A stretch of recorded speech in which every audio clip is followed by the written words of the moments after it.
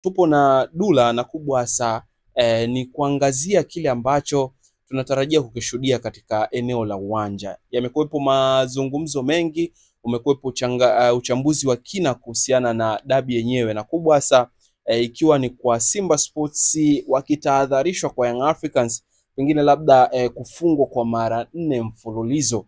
Hii itakuwa vipi? Nipo na Dula hapa ili aweze kutupa tathmini ya namna ambavyo dabi itakuwa, na ni mchezo ambao tunautarajia kwa aina yake. Heavyweight, hali yako iko vipi? Bana, kwema, mambo anasemaje? Alhamdulillah. Mfungo unaendaje kaka? Namshukuru Mwenyezi Mungu, saumu inaendelea. Naam.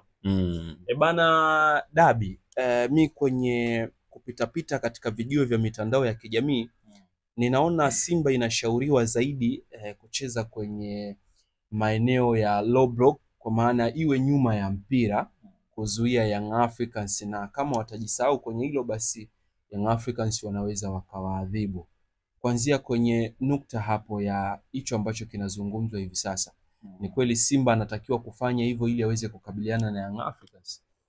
Of course, bila shaka hapo nafikiri swali lako linalenga zaidi kwenye ni kama design fulani, kama Simba anaonekana kama underdog kuelekea kwenye huu mchezo. Nafikiri bila shaka, sijui, lakini ndio iliko hivyo. Simba ni underdog. Kama unapewa tahadhari ya kwenda kukabiliana na mpinzani wako, ina maana kuna vitu mpinzani kakuzidi.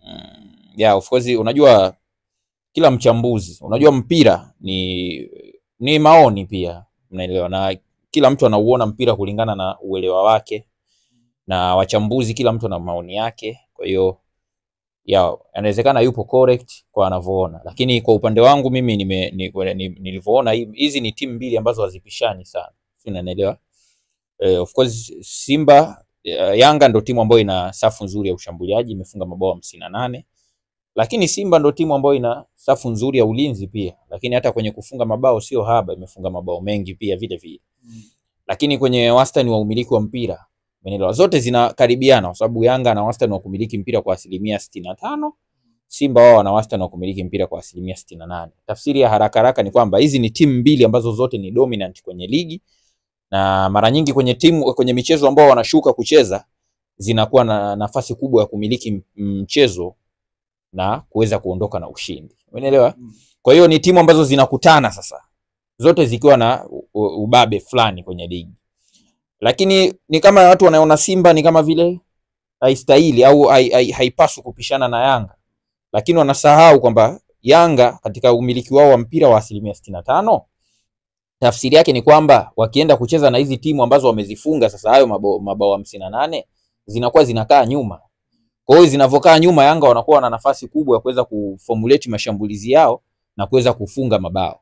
Kwa hiyo kama unaishauri Simba iende ikakae nyuma, tafsiri yake ni kwamba unaishauri Simba imkaribishe Yanga ishambulie, ambayo ndio ina safu nzuri ya ushambuliaji, ishambulie mpaka itakapopata nafasi ya kuweza kufunga mabao. Sasa ulikuwa unauliza? Nilikuwa nataka niulize hapo kwenye eneo la Simba akicheza nyuma ya mpira, Young Africans pia kuna mechi ambazo amekutana na timu ambazo zinakaa nyuma ya mpira na bado akapata mtihani mgumu kufungua ili kupata nafasi za kupachika mabao. Niambie namna ambavyo unauona unyumbulifu wa safu ya ushambuliaji wa Young Africans, hususan timu pinzani inapokuwa kwenye eneo la nyuma.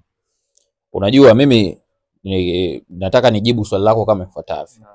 Kwenye mpira kila kitu kinatokea, hata uwe na timu nzuri kiasi gani, kuna mechi tu utapotea na utafungwa, unaelewa. Na ukitaka kuamini hilo, Yanga katika mechi ambazo wameshindwa kupata matokeo kwa timu ambazo zimekaa nyuma ni ngapi, na ambazo zimepata matokeo kwa timu ambazo zimekaa nyuma ni ngapi? Tafsiri itakuja ni kwamba nyingi zimekaa nyuma na zimefungwa. Kwa hiyo tafsiri haraka strength ya Yanga pia inaweza ikaifungua safu ya ulinzi ambayo imechagua kukaa nyuma. Kwa hiyo kwa upande wangu mimi, umeelewa, na Simba naona ni timu ambayo inaenda kukabiliana na Yanga kama timu ambayo ina uwezo wa kumfunga Yanga, kama ambavyo Yanga inapewa nafasi ya kumfunga Simba vile vile. Umeelewa, kwa sababu zote ni timu ambazo zina uwezo mzuri. Umeelewa, labda mimi nafikiri tungefocus zaidi na kuangalia. Mimi kabla hujaenda kwenye kufocus, samahani, ninalo swali. Kwa mechi 20 ambazo Simba amecheza, kwa 21 tofauti ya mchezo mmoja,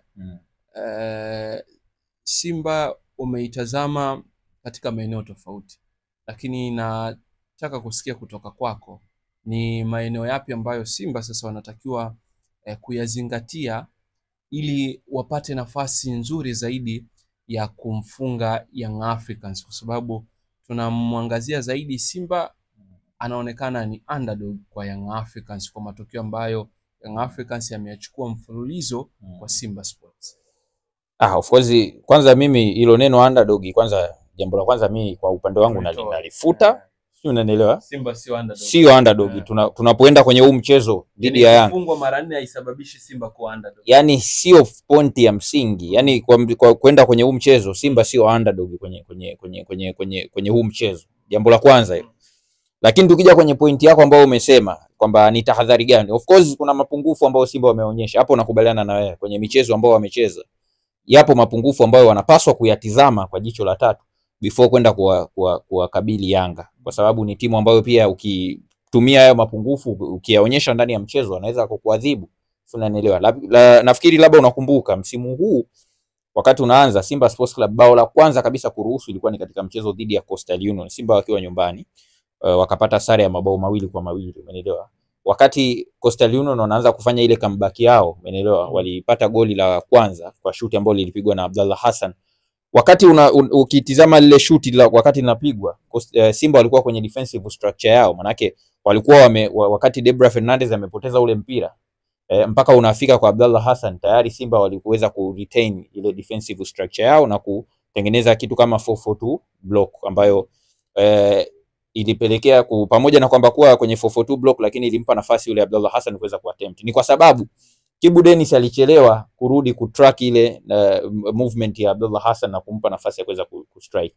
Na pia siwezi nikamlaumu Kibu Denis kwa sababu ukireview tactics ambazo amekuwa akizitumia kocha Fadlu ni kwamba anapenda kutumia structure ya kuzuia katika umbo la 3, katika umbo la 4, 3, 2, 1. Maana yake automatically Kibu alikuwa nafasi yake ni kusogea, yani kukaa kwenye mstari wa eneo ambao mbele ya eneo la kiungo pamoja na nyuma ya mshambuliaji pale kwenye wachezaji wawili wa mbele.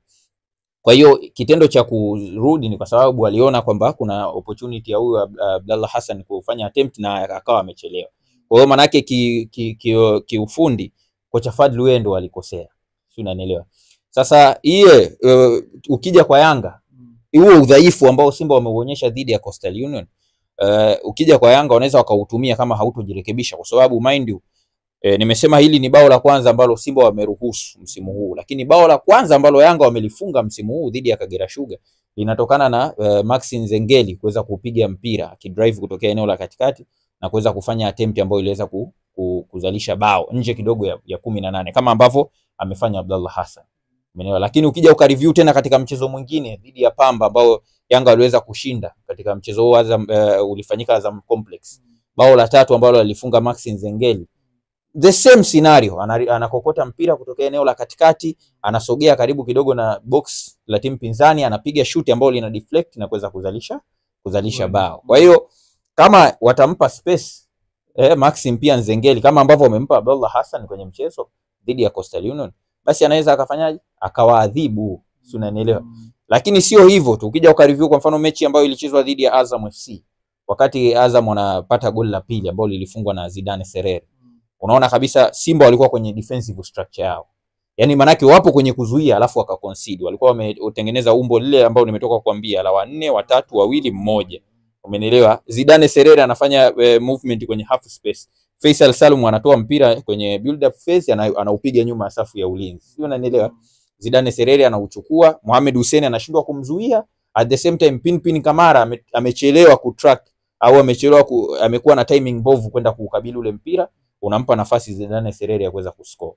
Na hii ni ishara mbaya kwa sababu ukichunguza pia dhidi ya Kagera Sugar katika ushindi ambao Simba walipata wa mabao 5-2 ilikuwa Kaitaba, utaona pia waliruhusu design hii ya bao ambalo lilifungwa na Datius Peter. Mpira ulipigwa kwenye half space na Cleophas Mkandara, Chasambi pamoja na Mohamed Hussein ambao ndo walikuwa na jukumu la kuzuia progression kwenye half space pale, walishindwa kumzuia.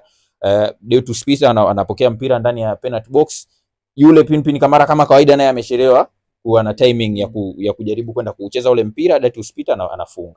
Kwa mantiki hiyo, haya magoli mawili ambayo yamefungwa kwenye half space ni ishara mbaya, kwa sababu Yanga wamekuwa strength yao pia ni pamoja na kutengeneza mabao kwenye half space. Umeelewa? Especially upande wa kulia. Maana yake wana combine wide area pamoja na upande wa kulia. Kwa hiyo inaweza ikawa shida kwao, kwa sababu kwa wastani kama 37.9 wamekuwa wakitengeneza mabao yao. Na references zipo, umeelewa? Kwa mfano mchezo dhidi ya KMC, Ibra Baka alipiga mpira mrefu kwenda kwa Chama akacombine na Mudathir Yahya akacheza 1-2. Mudathir ana receive mpira kwenye half space, anaupiga ndani ya penalty box ambako kulikuwa kuna wachezaji wawili wanafanya movement, Maxi Nzengeli pamoja na Prince Dube ndani ya box pale. Kwa hiyo Maxi Nzengeli ananufaika na ile cross, anaweza kufunga bao. Unanielewa?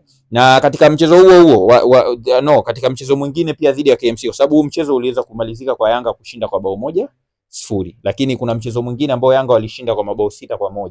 Pia ilitokea scenario kama hiyo na Maxi Nzengeli pia kuweza kufunga bao kwenye half space. Kwa hiyo na maana wakishindwa kusoma movement za Maxi Nzengeli kwenye half space kama ambavyo walishindwa kusoma movement za Zidane Sereri kwenye half space, wanaweza wakafanyaje? Wakafungwa. Lakini usisahau pia bao la 4 ambao alilifunga Pacome Zouzoua katika mchezo dhidi ya Fountain Gate. Aliweza kureceive mpira kwenye half space na kuweza kufanya attempt ambayo iliweza kuzalisha bao la 4. Kwa hiyo hapo kwenye hilo eneo la kushindwa kudhibiti progression kwenye half space wakati wanazuia kwenye ile defensive structure yao ya 4-3-2-1, kama wasiporekebisha basi wanaweza wakaconcede bao.